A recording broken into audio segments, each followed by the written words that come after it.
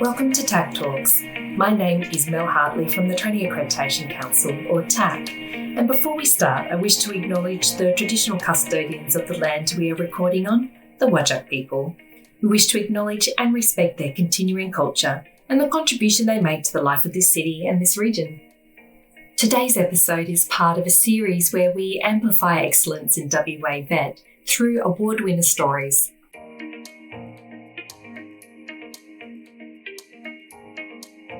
Today I'm talking to Anthony Georgeff, finalist for the Australian Excellence in Language, Literacy and Numeracy Practice Award.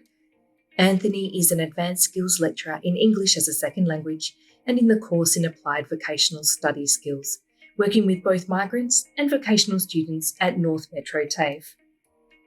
Anthony, you've had a fascinating career path, from teaching English in Tokyo to working with at-risk youth in Perth, and now a finalist for the Australian Excellence in Language, Literacy and Numeracy Practice Award. Congratulations. Can you tell us a little bit about yourself? Okay, cool. I guess there's like 30 years of English teaching. It's a long time. It's a long story, but I was just actually chatting to a student, part of my CAVs, that I do literacy supports in classes, and I'm currently helping with a screenwriting class, and I'm kind of like the extra lecturer there. I'm there to help out. So there's sort of sense of like, well, what do you do? And one of the students actually asked me, well, what do you do? I guess what I do is, also from a linguistics background, I know how language works. So really all I do is I'm skilled in taking language apart, and because I'm also a lecturer, once I've worked out how language works in, for different environments and different courses and different documents, I can teach that to the students. And yeah, I think that's really where my English teaching comes into. And I think literacy is where you go, okay, well, why isn't that link happening between, what the text or whatever it is that's demanding the student, and why can't they get there and finding out that problem? I work in CAVs, which is literally support in different departments like cookery, like music, like business. I've also had different student cohorts, such as women's groups, refugee women and migrants, especially tailored courses for that. And so I'm also a qualified pastry chef, because I thought if I'm teaching at TAFE, I should actually do a qualification. So I just one of those people that did a passion course and, did a Cert 3 in patisserie, so I could get a background to students. And here I am, literacy, ESL, and I luckily got to go to the awards last year as a nominee, which is a great privilege. I have to say, out of all of the qualifications that you could have chosen to pick up, patisserie is a fantastic one to have in your back pocket. Everybody loves that. It's like, so I've got a, postgrad diploma in applied linguistics and tests, and I go, oh, that's nice. And you go like, oh, I'm a qualified pastry chef, and you can see there he is pick up. So, but it's great, love the experience, and I got a first-hand experience on what it's like to be a TAFE student. So that's fantastic.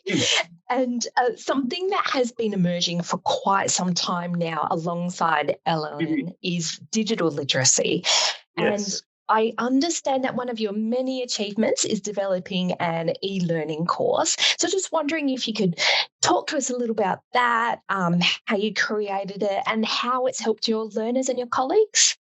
Yeah, sure. I think about the early 2000s when we started getting, computer labs in TAFE and we started teaching students, I realised that if students didn't have digital literacy, they weren't literate.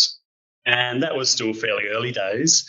And it's just become more and more reinforced now. And in ESL, I still get students who have never used a computer before or can't use a computer. And it still kind of surprises me, but it's really, really holding them back. I, very ironically and very meta, is I developed a course online, doing it online to teach online. And I think that was a really great step, because there are very different teaching methodologies. So that course got started. It was great, had a lot of learning there. I think reflecting back on that, especially after post-COVID where we are teaching online, I think it is a different teaching environment. But again, we've got to keep our key teaching skills in there. So we've still got to think about student needs. We've got to think about, how we're going to present our materials, and especially levels of student engagement. How can we keep, people just talking online on microphones, not really knowing each other, engaged and feeling part of a community? And I think, ironically, once we tried it online, I sort of thought, well, okay, we also need to bring that back into the classrooms. I think also sometimes that lacking in classroom practices is getting people engaged with each other. No, that's fantastic. And like you were saying, particularly since COVID, everything has just gone online. And it's really, really important to still be getting that connection, being able to validate your students and still being able to engage everyone, even though it's through online. So if I just want to go back to language literacy and numeracy proficiency, and it's always something that's been important in the VEX sector, but the draft new RTO standards have a real emphasis on RTOs ensuring that learners' proficiencies in these areas are appropriate to the training product. And the fact that this is established prior to their enrolment. So, like Anthony, I just want to ask you, you've witnessed firsthand the impact of choosing the right training product for learners. And do you have a story that you could share from your experiences where a thorough pre-enrollment assessment has made a significant difference for a student, either by guiding them towards a better suited program or identifying additional support needs? Yes, I'm just trying to think of a story right now. I think literacy, when you get into the wider community, I think it's a much more complex problem. I think, it might manifest itself in different ways, and we have to kind of look at the whole student.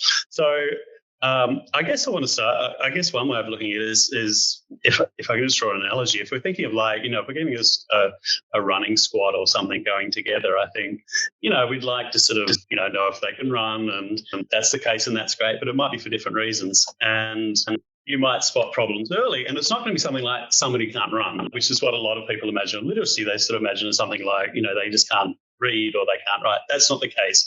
Literacy problems are very tailored and they're very specific. So somebody, for example, might be getting a knee injury and it's recurring, and you go, okay, we need to look at that, or you might send them off to a specialist. And it might be that might need to be fixed up by that specialist, or it might not be about the knee. For example, they might need better shoes or something.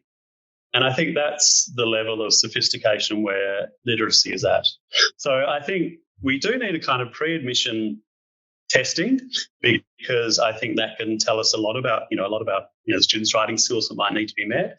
But also we need to be kind of very sensitive about how these needs might happen in different ways. So, for example, when I'm helping out in CAVs in mainstream classes, often things don't present as literacy problems. They're not like, you're not good at verbs, or, you're not using the right comma in that case. It's more like something they have an anxiety problem, or, they might have some other mental health problem or something going on in their life. And that's manifesting as them being unable to answer questions or unable to get their study patterns together. And that's where you need much wider solutions and support. And it's much more of a team solution. So absolutely, I think have screening before. Make sure you get students whether that's, they're not ready for a diploma level or even a certificate 3 level, but also just get ready for looking a little bit deeper into other things that might affect not just literacy, but what's really important for us, their ability to study.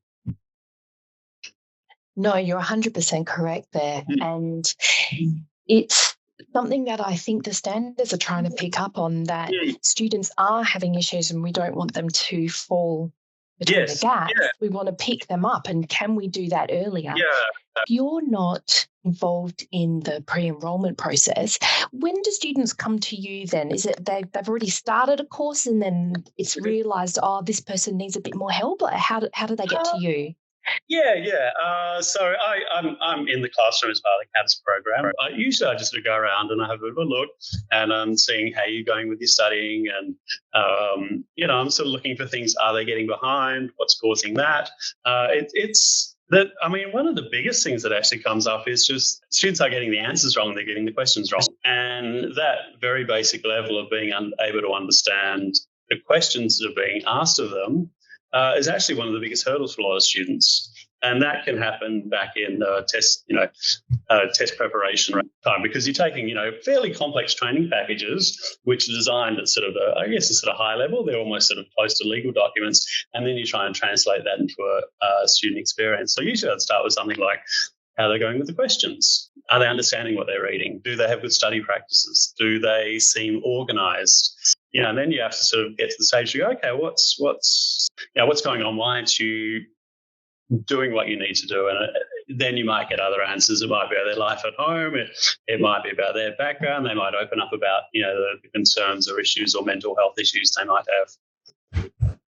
Yeah, so what you're doing is you're looking at the well-being of the student as a whole. I think that's very much it. I could solve people's, I could go through someone's writing and find out the grammar in a second, but, I think we're part of that whole sort of a larger student that has, issues just beyond not just spelling. So, I think in a way literacy is there to, it's one of those sort of first alert things, because often the things that we attribute to literacy, like not being able to, finish tests or write properly or understand things, then that's sort of a bit of an alarm bell about other things that might be going in their lives that we could explore a bit more.